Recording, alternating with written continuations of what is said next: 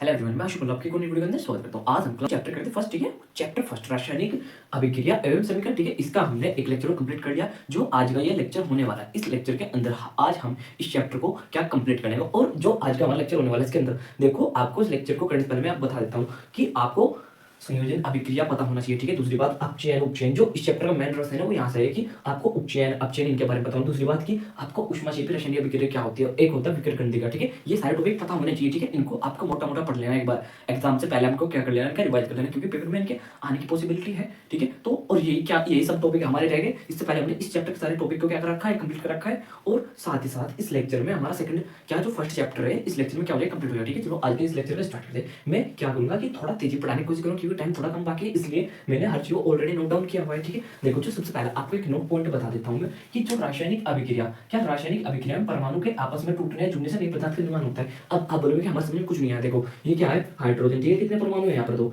और ये क्या है यहाँ पर ऑक्सीजन। इन दोनों से क्या बनता है, H2O बनता है। मतलब क्या बन गया थे, जो हाइड्रोजन और ऑक्सीजन आपस में मिले तो उनके क्या बना, जल बना। तो क्या बोला उन्होंने, लाइन को जरा ध्यान से पढ़ो कि एक रासायनिक अभिक्रिया में परमाणु के आपस में टूटने या जुड़ने से नए पदार्थ बनता है। देखो, दो परमाणु हाइड्रोजन के, एक परमाणु ऑक्सीजन के, इनके क्या उन्होंने क्या बोला, आपस में टूटने या जुड़ने से क्या बनता है, नया परमाणु। तो अगर देखो, दो परमाणु हाइड्रोजन के एक ऑक्सीजन के जुड़ने से क्या बन गया, जल। तो यही बात वो समझाना चाह रहा है कि क्या एक रासायनिक अभिक्रिया में परमाणु के आपस में टूटने या जुड़ने पर, परमाणु के आपस में टूटने या जुड़ने पर क्या बनता है, नया पदार्थ बनता है, ठीक है। यही इसका मीनिंग था, बस ये आपकी छोटी लाइन पर समझानी थी, ठीक है। अब आगे बढ़ते, देखो एग्जांपल हमने यहाँ पर लिया। देखो क्या है यहाँ पर, कार्बन। क्या है यहाँ पर, कार्बन। कार्बन आपको पता है क्या, सॉलिड। अब सॉलिड भी पता है, आपने इससे पहले लेक्चर ऑलरेडी देखा हुआ। देखो ये क्या है, कार्बन और ऑक्सीजन। ये क्या था आपके पास, कार्बन, और इसके साथ क्या, कार्बन और ऑक्सीजन के एक कितना कि एक तो कार्बन और दो कितने ऑक्सीजन, आपस में क्या मिलकर बनाते हैं, CO2। CO2 का जो CO2 होता है, किसका फॉर्मूला है, कार्बन डाइऑक्साइड। तो देखो, इन्होंने दोनों ने आपस में मिलकर क्या बना दिया, CO2, मतलब क्या, कार्बन। और कार्बन डाइऑक्साइड क्या होती है, बताना जरा मेरे को। कार्बन डाइऑक्साइड गैस नहीं होती, ठीक है। क्या कार्बन डाइऑक्साइड क्या होती है, गैस होती है। आपको बहुत अच्छे से मालूम नहीं, पता ध्यान रखना, ठीक है। अगर वो पूछ ले कार्बन डाइऑक्साइड का फॉर्मूला, तो आप क्या लिखोगे, उन्होंने ऑब्जेक्ट में CO3 CO4 और CO2, तो आपको ये वाला लगा करके आना, ठीक है। आपका क्लियर हो गया, कार्बन डाइऑक्साइड। ओके, अब यहाँ से आता है, इसको बड़े ध्यान से समझना, संयोजन अभिक्रिया। अब आपको पता होना चाहिए, ठीक है। अगर नहीं पता कोई बात नहीं, क्योंकि अब ये हमारा टॉपिक है संयोजन अभिक्रिया। इसके बारे में अब हम डिस्कस करने वाले। देखो, संयोजन अभिक्रिया क्या होती है, आपको एक छोटी सी अभिक्रिया देखिए। संयोजन अभिक्रिया को अगर मैं सिंपल भाषा में क्या डिफाइन करूँ, तो क्या होता है संयोजन अभिक्रिया, कि जब क्या दो या दो से अधिक पदार्थ मिलकर एक नया पदार्थ बनाते थे, तो उस अभिक्रिया को क्या कहते हैं, संयोजन अभिक्रिया कहते हैं, ठीक है। देखो, अब आपको थोड़ा संयोजन अभिक्रिया के बारे में पता लगा। संयोजन अभिक्रिया क्या होती है, जब दो या दो से अधिक पदार्थ, जब दो या दो से अधिक, इधर ध्यान से देखो, हमने क्या लिया, सबसे पहले कैल्शियम क्या लिया, कैल्शियम ऑक्साइड मतलब CaO, ठीक है। प्लस में हमने क्या लिया, जल। हमने कैल्शियम ऑक्साइड और यहाँ पर क्या लिया, जल। लो, जल का भी क्या लिखता है, फॉर्मूला लिखता है H2O, ठीक है। जल का भी हमने क्या लिखा, सूत्र H2O, ठीक है। जब ये आपस में मिले, मैंने क्या बोला, जब दो या दो से अधिक पदार्थ आपस में मिलकर एक नया पदार्थ बनाते हैं, तो उसको क्या बोलते हैं, संयोजन अभिक्रिया। तो जब ये आपस में मिले, इन्होंने क्या बना, कैल्शियम हाइड्रोक्साइड मतलब CaO2 का होल थ्रो, ठीक है। और प्लस में क्या रिलीज हुई, ऊष्मा। क्या बनी, ऊष्मा, ठीक है। तो इसी को आप क्या बोलोगे, संयोजन अभिक्रिया बोलोगे। मतलब जब दो या दो से अधिक पदार्थ आपस में मिलकर एक नए पदार्थ का निर्माण करते, तो और साथ में क्या ऊष्मा रिलीज होती है, तो इसको क्या बोलते हैं, संयोजन अभिक्रिया। अब सिर्फ आपको अभी छोटा सा पढ़ना है, इसका डीप डिस्कशन अभी बिल्कुल इस क्या जो ये सारे टॉपिक इनके बाद में इसका डिस्कशन कर दूंगा बड़े अच्छे से, ठीक है। आपको बड़े ध्यान से समझना, तो पेपर में आगे संयोजन अभिक्रिया क्या होती है बताइए। दूसरी बात उन्होंने पूछा कि वियोजन अभिक्रिया क्या होती है बताइए। तो संयोजन वियोजन आपकी क्लियर हो जाना चाहिए। अब थोड़ा नहीं, आपको संयोजन अभिक्रिया का पता लग चुका, ठीक है। अब मैं इसके डीप में भी थोड़ी देर में जाने वाला हूँ, ठीक है। इससे पहले हम एक टॉपिक का डिस्कस करेंगे कि ऊष्माक्षेपी रासायनिक अभिक्रिया। ऊष्माक्षेपी रासायनिक अभिक्रिया क्या होती है, ठीक है। ऊष्माक्षेपी रासायनिक अभिक्रिया, इसका सबसे पहले मैं एग्जांपल देता हूँ आपको। एग्जांपल क्या लिखा हुआ है यहाँ पर, देखो C6H12O11, इसको क्या बोलता है, ग्लूकोज। इसको क्या बोलते हैं, ग्लूकोज, ठीक है जी। क्या बोलते हैं इसको, ग्लूकोज। ये क्या है, ग्लूकोज का सूत्र। और एक नोट पढ़ लो, आपका एक ऑब्जेक्टिव अगर पेपर में आ गया C6H12, आपको याद रखना है कि जो ग्लूकोज का फॉर्मूला इसको क्या बोलते हैं, C6H12O11, C6H12O11, C6H12O11। Okay, clear. ये क्या हो गया, ग्लूकोज का फॉर्मूला। अब ऐसे क्या, ग्लूकोज O2 क्या होता है, ऑक्सीजन, CO2 कार्बन डाइऑक्साइड और जल, ठीक है। अब देखो जरा ध्यान से, ये क्या है, ग्लूकोज। ग्लूकोज को जब हमने ऑक्सीजन के साथ मिलाया, ग्लूकोज किसके साथ मिला, ऑक्सीजन। ग्लूकोज किसके साथ मिला, C6H12O11 क्या होता है, ग्लूकोज। ग्लूकोज क्या है, O2 का मतलब क्या, O का मतलब ऑक्सीजन। ग्लूकोज को जब हमने ऑक्सीजन के साथ मिला, तो क्या मिला हमको, एक तो हमको कार्बन डाइऑक्साइड मिली। क्या मिला हमको, कार्बन डाइऑक्साइड, ठीक है। जरा ध्यान सुनना, आपके समझ में साफ आ जाएगी। और दूसरा क्या मिला हमको, जल। और तीसरी क्या मिली हमको, ऊष्मा। तो इस अभिक्रिया को हमने बोला ऊष्माक्षेपी अभिक्रिया। अब आप बोलोगे कि हमारे समझ में नहीं आई। क्या हमारे समझ में बिल्कुल भी नहीं है, क्या आपने क्या बोला, ठीक है। जरा ध्यान सुनिए, ग्लूकोज था, इसको हमने जल के इसको हमने ऑक्सीजन, ग्लूकोज ऑक्सीजन आपस में मिलकर उन्होंने क्या बनाया, कार्बन डाइऑक्साइड बनाया, जल बनाया और ऊष्मा बनाया, ठीक है। तो इस अभिक्रिया को क्या बोला, रासायनिक अभिक्रिया। अब जरा ध्यान सुनो, अब इसका एग्जांपल आपको रियल लाइफ में देता हूँ। जो यहाँ पर लिखा, देखो एक बात बताओ, हमको जिंदा रहने के लिए, वो सब बात लिखी हमने कि हमको जिंदा रहने के लिए क्या किसकी जरूरत है, सांस की। जरूर मेरे प्यार ध्यान सुनो, हमको जिंदा रहने के एनर्जी की जरूरत है, मतलब हमको किसी चीज़ से ऊर्जा की, क्योंकि मैं बोल रहा हूँ तो इसमें क्या खर्च हो रही है ऊर्जा। आप जो वीडियो देख रहे हो तो इसमें क्या खर्च हो रही है आपकी ऊर्जा, ठीक है। आप कुछ भी काम कर रहे हो उसमें क्या खर्च हो रही है ऊर्जा, आप लिख रहे हो उसमें क्या खर्च हो रही है ऊर्जा। तो देखो हमें जिंदा रहने के लिए ऊर्जा की जरूरत होती है, ठीक है, हमें जिंदा रहने के लिए ऊर्जा की जरूरत होती है, ठीक है। अब तो जो हमको ऊर्जा की जरूरत होती है किससे प्राप्त होती है, हमको भोजन से प्राप्त होती है, ठीक, किससे प्राप्त होती है, भोजन से। और देखो जरा ध्यान से, अगर आपसे पूछूं मैं कि जैसे हम पानी पी रहे हैं तो उससे क्या प्राप्त, वो क्या कर रहा है, जो पानी है, अगर पूछो कि पानी का क्या काम है, उन्होंने पूछ लिया कि पानी क्या करता है, एक तो सिर्फ हमारी बॉडी क्या करता है, हाइड्रेट, फिर ऐसे ही क्या करता है हमारी बॉडी में जो भी लार बनती है उसको क्या करता है, उसके बनने में सहायता करता है, ऐसे बहुत सारी चीजें। तो देखो भोजन, फल, फल लिख दिया मैंने, फल लिख लेना चाहिए। देखो हमको क्या भोजन की क्या होती है, जो हमको ऊर्जा चाहिए वो किससे प्राप्त होती है, भोजन से प्राप्त होती है। वही लाइन लिखिए कि हमें जिंदा रहने के लिए ऊर्जा की जरूरत होती है जो हमें भोजन से प्राप्त होती है, ठीक है, भोजन, फल इत्यादि, ठीक है। फल नाली को भोजन हमको किससे प्राप्त हो रही है, ऊर्जा किससे प्राप्त हो रही है, वो भोजन से, ठीक है। अब दोनों यहाँ तक कि आपको रटने की जरूरत नहीं है। देखो हमें जिंदा रहने के लिए ऊर्जा की जरूरत है जो हमें भोजन से प्राप्त होती है, ठीक है। हम देखो कहाँ तक आगे, भोजन से प्राप्त होती है, लो इसमें कोई रटना नहीं है। जैसे भोजन में जैसे चावल, क्या चावल, चावल तो पता होगा आपको, आलू, ब्रेड, ठीक है। भोजन में चावल, आलू, ब्रेड, ठीक है, सब कुछ हो गया, और भी सब कुछ है, और भी सब कुछ इंक्लूड, क्योंकि इतना बड़ा बोर्ड तो नहीं है कि आपको अच्छे लिखे। हमने क्या बोला कि इनमें क्या होता है, कार्बोहाइड्रेट, क्या होता है कार्बोहाइड्रेट, इनमें क्या होता है कार्बोहाइड्रेट होता है, ठीक है। अब आप बोलो कार्बोहाइड्रेट, कार्बोहाइड्रेट, ठीक है। आप जरा ध्यान सुनो, कार्बोहाइड्रेट, कार्बोहाइड्रेट क्या है, मैक्रो न्यूट्रेंट है, क्या है, मैक्रो न्यूट्रेंट। अब मैं आप पूछो मैक्रो न्यूट्रेंट क्या, अब जरा ध्यान से सुनो, जो हमारी बॉडी में क्या मैक्रोन्यूट्रिएंट कार्बोहाइड्रेट का बहुत ज़्यादा क्या है, इंपॉर्टेंट है। अब मैं इसका डीप में नहीं जा रहा हूँ क्योंकि वीडियो को काफ़ी छोटा बनाना है, इसलिए क्या हमको किसकी जरूरत है, कार्बोहाइड्रेट। देखो चावल, आलू, ब्रेड, इन सब में क्या होता है, कार्बोहाइड्रेट क्या होता है, प्रेजेंट होता है, ठीक है जी। तो जो जो कार्बोहाइड्रेट होता है, अब यहाँ तक भी सब कुछ, यहाँ तक आपको याद होगा। देखो हमें जिंदा रहने के लिए ऊर्जा की जरूरत होती है जो हमें भोजन से क्या होती है, प्राप्त होती है, ठीक है। जैसे चावल, आलू, ब्रेड, ठीक है। इनमें अब आज से आगे क्या कि चावल, आलू, ब्रेड, इनमें क्या होता है, कार्बोहाइड्रेट होते हैं, क्या होता है, इनके अंदर कार्बोहाइड्रेट प्रेजेंट होता है, ठीक है। यहाँ तक क्लियर, जो ग्लूकोज में टूटता है, जो कार्बोहाइड्रेट है। अब एक बात बता रहा हूँ आपको नॉलेज की, जो हमारा भोजन है, देखो ये क्या होता है हमारे पास, ये क्या है हमारे पास, ये क्या है, आलू है, ठीक है। ये क्या है हमारे पास, आलू, ऐसे नहीं बनते, ठीक है। आप देखो ये आपने खा लिया, ठीक है, आपने क्या कर लिया, खा लिया। अब जो बॉडी के अंदर का सिस्टम है वो बताने जा रहा हूँ, जो इनके अंदर क्या होता है, कार्बोहाइड्रेट, इनके अंदर क्या होता है, मैक्रोन्यूट्रिएंट, क्या होता है, कार्बोहाइड्रेट, कार्बोहाइड्रेट, ओके, कार्बोहाइड्रेट, ठीक है। इनके अंदर क्या होता है, कार्बोहाइड्रेट, जो कार्बोहाइड्रेट होता है ना, ठीक है, क्या इनके अंदर क्या होता है, कार्बोहाइड्रेट। तो हमारी बॉडी क्या करती है, कार्बोहाइड्रेट निकाले, और जो कार्बोहाइड्रेट है ना ये टूटता है किसमें, ग्लूकोज में, किसमें टूटता है, जो कार्बोहाइड्रेट है किसमें टूटता है, ग्लूकोज में, किसमें टूटता है, ग्लूकोज में। समझ में नहीं आया ग्लूकोज क्या होता है। अब ये जो कार्बो, एक मिनट जरा बड़े ध्यान से देखना होगा आपने कि जो डॉक्टर होते हैं सबसे पहले क्या करते हैं, ग्लूकोज लगा देते हैं, ग्लूकोज, ग्लूकोज, ठीक है। जो कार्बोहाइड्रेट है किसमें टूटा, ग्लूकोज में। अब आपको सारा प्रोसेस बता रहा हूँ, ये बात मैंने आप लिए, जो जो ग्लूकोज में टूटता है, देखो कार्बोहाइड्रेट होता है जो ग्लूकोज में टूटता है, यहाँ तक हो गया, यह ग्लूकोज। अब बड़े ध्यान से, यह ग्लूकोज। अब हमारे देखो हमने आलू खाया, उससे क्या निकाला हमारी बॉडी में, कार्बोहाइड्रेट, फिर कार्बोहाइड्रेट किसमें टूटा, ग्लूकोज में। जो ग्लूकोज होता है, देखो हम क्या करें, सांस ले रहे हैं, क्या ले रहे हैं हम, सांस, मतलब क्या ले रहे हैं हम, ऑक्सीजन, और लेते क्या है, ऑक्सीजन छोड़ते क्या है, हाइड्रोजन, ओ सॉरी, कार्बन क्या छोड़ते हैं, CO2, मतलब कार्बन डाइऑक्साइड छोड़ते हैं हम, ठीक है। लेकिन हमने क्या लिया, ऑक्सीजन। तो ग्लूकोज का फॉर्मूला क्या था, C6H12O11, ये क्या था, ग्लूकोज। ये किसके साथ, ग्लूकोज, ग्लूकोज ऑक्सीजन के साथ, किसके साथ, ऑक्सीजन के साथ मिलकर के, ऑक्सीजन के साथ मिलकर के क्या करता है, देखो वो अब आपको समझ में आ गया। बस ये चीज समझानी थी आपको, जो हमारी बॉडी है ना इस तरीके से प्रोसेस करते हैं कि जैसे हमने आलू खाए, ये चावल खाए, इनमें क्या, इनसे वो हमारी बॉडी से पहले क्या निकाला, कार्बोहाइड्रेट, क्या निकाले, जो पोषक तत्व था कार्बोहाइड्रेट, क्या था, माइक्रो न्यूट्रिएंट था। इससे उन्होंने इसको किसमें तोड़ा, ग्लूकोज में। हमारी बॉडी के अंदर सब कुछ प्रोसेस हो रहा है किसमें तोड़ा, ग्लूकोज में। जो ग्लूकोज होता है, ये ग्लूकोज, ग्लूकोज क्या, ग्लूकोज ऑक्सीजन के साथ मिलकर के ये किया करता है। इसमें क्या करता है कि ग्लूकोज ऑक्सीजन के साथ मिलकर के क्या बनाता है, कार्बन डाइऑक्साइड, और कार्बन डाइऑक्साइड बनाए वो हमारे किसी काम के, उसको उन्होंने छोड़ दिया।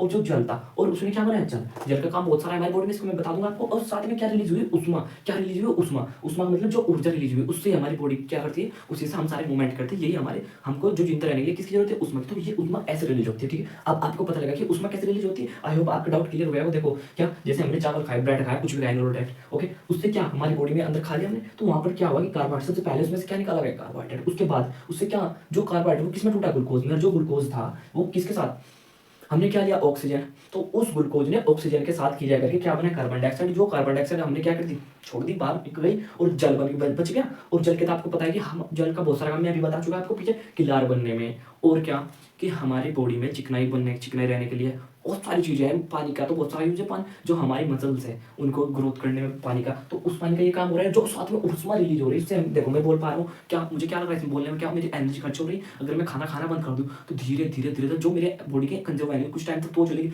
लेकिन अगर मैं 1 महीने तक खाना नहीं खाता तो जब भी थोड़ा बहुत जी जाऊंगा, उसके बाद अगर मैं ऐसे खाना बंद कर दूँ क्या हो जाएगा, आपको पता है, ठीक है, आपको बताने की जरूरत नहीं है, ओके। तो वही ऊर्जा ऐसे मिलती है कुछ भी चीज खाई हमने, ओके। जैसे सपोज करो आपने क्या कोल्ड ड्रिंक पिया, उसमें क्या था, तो आपने कोल्ड ड्रिंक पी लिया, ठीक है, उसमें से सबसे पहले बॉडी में क्या निकाला, कार्बोहाइड्रेट, ठीक है, फिर उसे किसमें तोड़ा, ग्लूकोज में। ग्लूकोज ने जो आप ऑक्सीजन ले रहे हो उसके साथ बिक्रिया करके क्या बनाया, कार्बन डाइऑक्साइड। कार्बन डाइऑक्साइड ने बाहर जला, बॉडी में थोड़ा जो जल निकला उसमें से वो रख दिया, और जो उष्मा थी वही रेड बुल पिया आपने, उसमें से क्या आपके अंदर क्या आई, पावर, एनर्जी आई। वो एनर्जी ऐसे आई कि क्या था उसके अंदर, को कार्बोहाइड्रेट, फिर उसको ग्लूकोज, फिर उसको ऐसे, फिर उसको ऐसे। अब थोड़ा बहुत क्लियर हो चुका होगा, तो लो अब इसको मैं क्या एक बार पढ़ के बताता हूँ। देखो, अगर आपसे पूछे कि उष्मा रासायनिक अभिक्रिया क्या होती है, उष्मा क्षेत्र रासायनिक अभिक्रिया, तो सबसे पहले आपको लेना कि हमें जिंदा रहने के लिए जो जरूरत होती है, लिख दो हमें जिंदा रहने के जो हमें भोजन से प्राप्त होती है, ठीक है, हो गया 2 लाइन। आप देखो जैसे चावल, आलू इत्यादि, आपको लगा जैसे चावल, आलू इत्यादि में क्या होता है, कार्बोहाइड्रेट प्रेजेंट होता है। जो कार्बोहाइड्रेट होता है वो ग्लूकोज में टूटता है, जो ग्लूकोज होता है किसमें टूटता है, ग्लूकोज में। यह ग्लूकोज ऑक्सीजन के साथ मिलता है, किसके साथ मिलता है, ऑक्सीजन के साथ मिलता है, तो ऊर्जा बनाती है।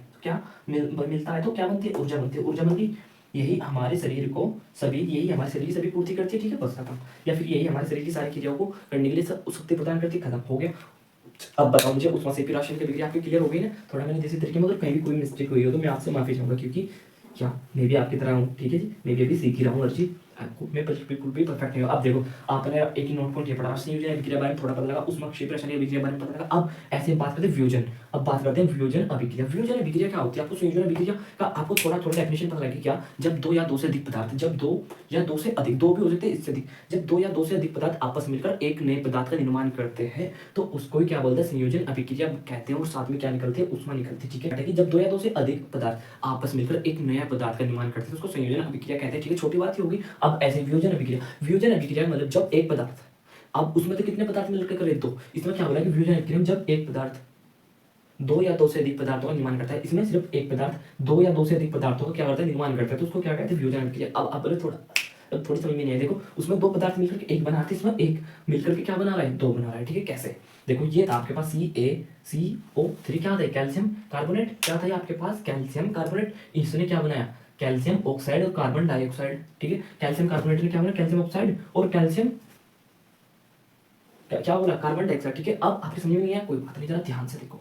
अगर आपको ऑब्जेक्टिव में दे दे ऐसी कोई समीकरण और आपसे पूछे कि अभिक्रिया संयोजन क्रिया है या फिर कौन सी वियोजन क्रिया, तो आपको पहचान लेना, जब 2 या 2 से अधिक पदार्थ आपस में मिलकर एक नया पदार्थ बने, 2 मिलकर के एक बनाएंगे तो संयोजन, और 1 मिलकर के 2 बनेगा, 1 मिलकर के 2 बनेगा तो क्या, वियोजन, ठीक है, खत्म बात। अब इसके डीप में डिस्कस करने के बाद ये आपके ऑलरेडी क्लियर हो जाएगी। इसमें देखो, और जो वियोजन अभिक्रिया होती है ना, इसमें आपको उष्मा की जरूरत पड़ती है। जैसे जो जल था, क्या, जो जल था, ठीक है, क्या है जल, किसमें रखा है, एक बीकर में रखा है, ठीक है। अब इसको हमने नीचे से हीट उष्मा देना स्टार्ट किया, क्या देना स्टार्ट किया हमने इसमें, उष्मा, मतलब इसको गर्म करना स्टार्ट किया, तो हाइड्रोजन निकलेगा और ऑक्सीजन निकलेगा, क्या, हाइड्रोजन में निकल जाएगा इससे और ऑक्सीजन में निकलेगा, ठीक है, ऑक्सीजन हाइड्रोजन निकला। तो इसको करने देखो, एक पदार्थ था, उसने कितने बना दिया, हाइड्रोजन और ऑक्सीजन, एक पदार्थ से 2 बन गए, एक पदार्थ से 2 बन गए। तो और इसमें जो हम वियोजन अभिक्रिया, इसमें उष्मा की जरूरत पड़ती है, इसको करने के लिए क्या होता है, उष्मा की जरूरत पड़ती है, उसमें उष्मा निकलती है, लेकिन इसमें उष्मा की जरूरत पड़ती है। अगर हम इसमें हीट ना दे तो मोटर तो ऐसे रहेगा, लेकिन हमने हीट दी तो हाइड्रोजन अलग हो गया, ऑक्सीजन अलग हो गया, ठीक है, भाप बनकर उड़ गया। आपने देखा जब पानी को आप बहुत तेज खाते लगाते हो तो क्या, आप सारा पानी एक समय बाद खत्म हो जाएगा, मतलब हाइड्रोजन ऑक्सीजन मिलकर क्या हो गया, उष्मा अगर हमने दी तो क्या हो गया, कौन सी विक्रिया हो रही है वहाँ पर, वियोजन अभिक्रिया, ठीक है। जैसे आप पानी गर्म कर रहे हो, आपने चला रखा, तो वहाँ पर कौन सी विक्रिया हो रही है, वियोजन अभिक्रिया, ठीक है। अब आपकी विक्रिया, अब बात करते हैं उपचयन और अपचयन, ठीक है। अपचयन और उपचयन क्या होता है, अपचयन और उपचयन, ठीक है। अब देखो जरा ध्यान से, किसी पदार्थ में जब ऑक्सीजन की वृद्धि होती है, बड़ा बस थोड़ी सी डेफिनेशन समझो, क्या, किसी पदार्थ में जब ऑक्सीजन की वृद्धि होती है, ऑक्सीजन की वृद्धि होती है तो पदार्थ का अपचयन कहलाता है। तो क्या कह रहे हो कि पदार्थ का क्या हो गया, अपचयन हो गया, ठीक है। तो क्या कह रहे हो आप, पदार्थ का अपचयन, अपचयन कब होता है, सॉरी उपचयन, क्या हुआ है, उपचयन। देखो, उपचयन क्या होता है, किसी पदार्थ में ऑक्सीजन की वृद्धि, मतलब कि कोई पदार्थ उसमें क्या बढ़ा, ऑक्सीजन अगर बढ़ गया तो क्या हो रहा है इसमें, उपचयन। अगर ऑक्सीजन घट गया तो क्या हो रहा है, अपचयन, खत्म। अब आया था पढ़िए हमने क्या कहलाता है, ओके। देखो, किसी पदार्थ में जब ऑक्सीजन की वृद्धि होती है तो पदार्थ का क्या होता है, उपचयन, पहले क्लियर। अब ऐसे इसी प्रकार किसी पदार्थ में जब ऑक्सीजन की कमी होती है तो कहते हैं कि पदार्थ का अपचयन हुआ है, अपचयन। अपचयन को क्या बोलोगे, अपचयन कब होता है, जब क्या होती है, ऑक्सीजन की कमी, ठीक है।